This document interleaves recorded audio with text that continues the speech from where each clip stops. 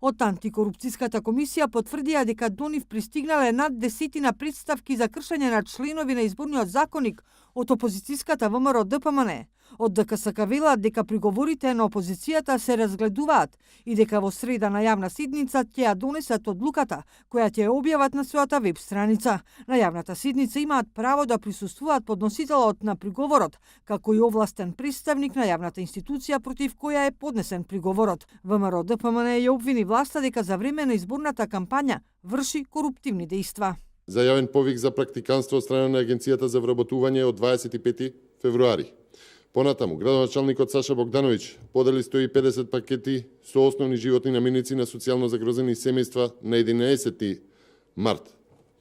Понатаму, јавен повик од 11 март, повторно, од град Скопје за субвенционирање за купување велосипеди.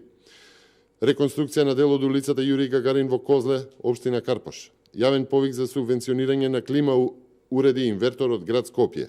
За ваквите обвинувања на ВМРО ДПМН во СДСМ велат дека се неосновани и дека не го кршат изборниот законник.